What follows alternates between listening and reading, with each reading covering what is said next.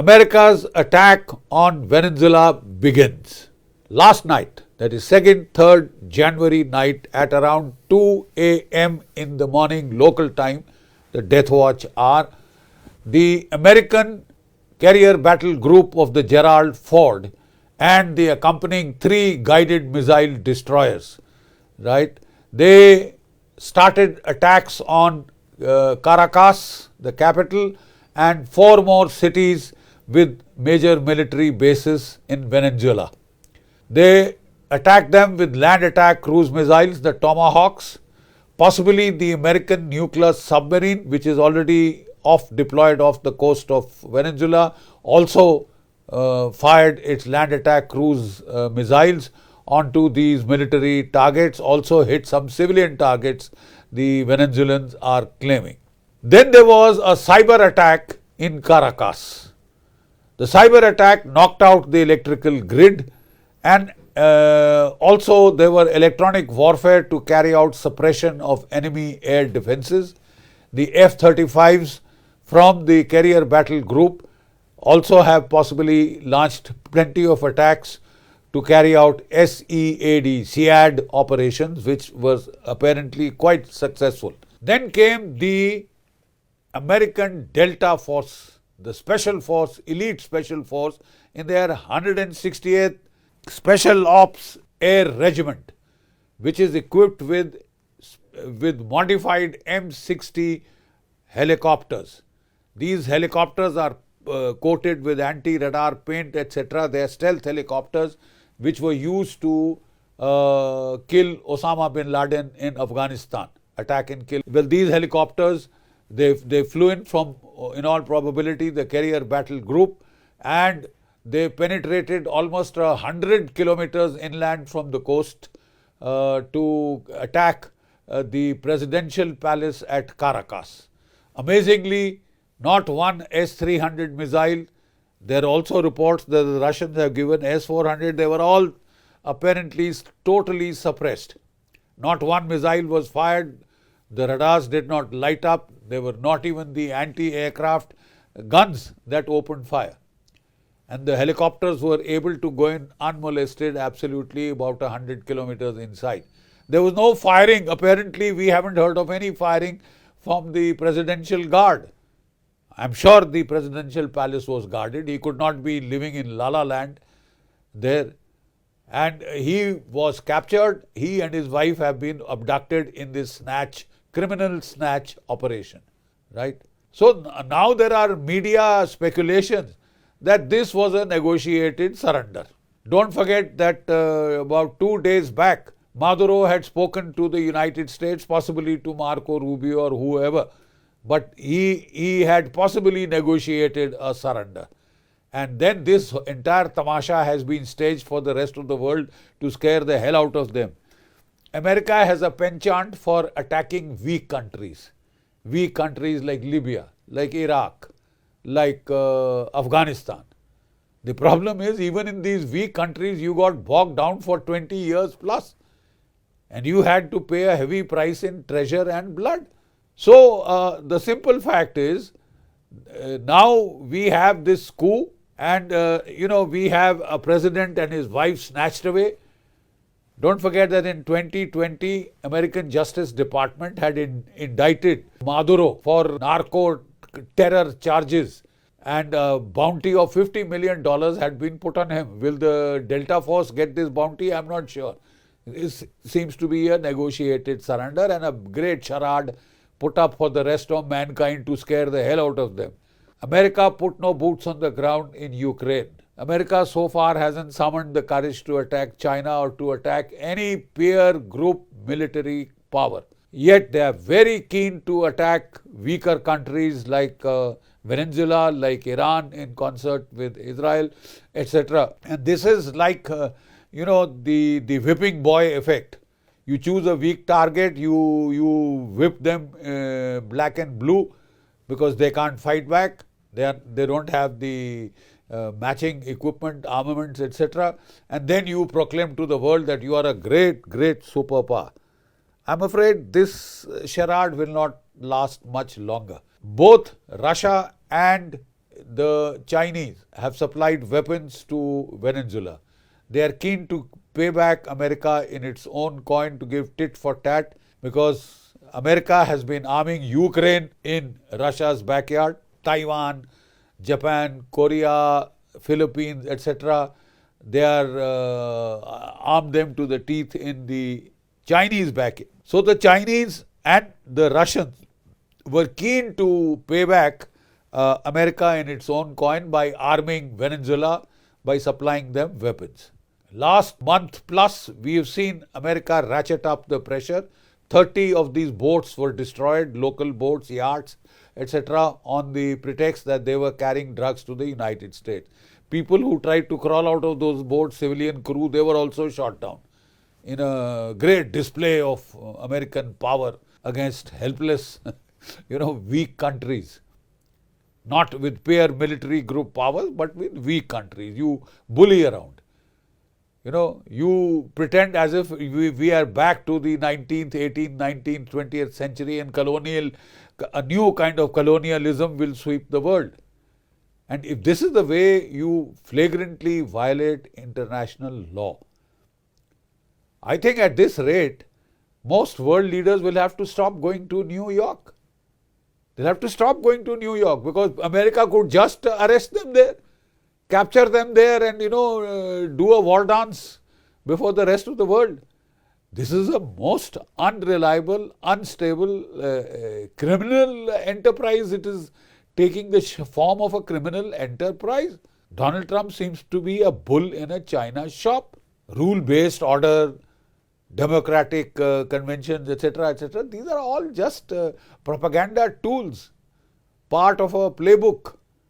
Firstly, you start making all kind of accusations. You demonize the leader. Saddam Hussein, you said he was making weapons of mass destruction. Not one iota of proof you gave. You just wanted to grab his oil. And you succeeded in doing that. You hung that poor fellow on the pretext that he was making weapons of mass destruction. Not one iota of proof. And it was then later proved to be false. So this was all a narrative built up to justify an attack, with the help of which you would seize Iraqi oil. Exactly the same thing is being replicated in Venezuela. Venezuela has the largest proven oil reserves in the world, 3 billion barrels of oil, and America wants that. Their economy is in a bit of a doldrums because of all these erratic tariff exercises which have raised the cost. Inflation is going to go up in the United States. So they desperately wanted this oil from Venezuela. They wanted to stop the flow of this oil to China and to Cuba. And they seem to have fired the first salvo. Maduro is now in the United States in some jail, all set to face these narco terror charges. All trumped up charges because America wants that oil. Now the whole world is not really American property. Venezuelan oil is Venezuelan oil. Russian oil is Russian oil. Chinese rare earths are Chinese rare earths. The United States cannot arrogate to itself the colonial rule of the rest of the world. We take what we need. We take what we want. That is the law of the jungle. But that's exactly what the United States is up to. That is exactly what the United States is up to, of a kind that is unprecedented. If Russia puts its money in European banks, American banks, grab them, steal them, carry out large-scale theft. Russia is therefore hit back at the Brussels banks, the European banks, for trying to grab its money. They took $102 billion. The Russians have seized assets worth $120 billion, tit for tat. The Russians have seized 40 oil tankers, including those of the United States in the Arctic route. So there is a lot happening under the radar, but the world is heading for trouble. How many Donald Trump says he has been waging peace all over the world? He wanted the Nobel Peace Prize. For what? For attacking Venezuela, seizing its president, capturing its president and trying to seize its oil? I'm not sure if that is the way it will turn out. The simple fact is that Rodriguez, the vice president of Venezuela, had said, I am in charge. They've asked, give us proof of life. They have complained to the United Nations against this absolutely brazenly illegal violation of international rules, law and order. Right? The Venezuelan interior minister has said bluntly, we have not been defeated. We are ready to fight. We are going to fight. Right? The real people who are, of concern here are Pedro, the Minister of Defense, and Lopez, the chief of the Venezuelan army.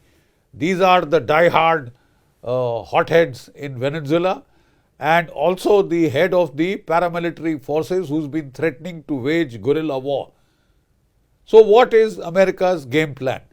One option is that now they will, the CIA will pay a lot of people, stage a colored revolution and bring in that lady from Norway who's just been given the Nobel Peace Prize to set her up as a democratic candidate backed by the United States of America, who will hand over all American oil and resources to the United States, all Venezuelan oil resources to the United States.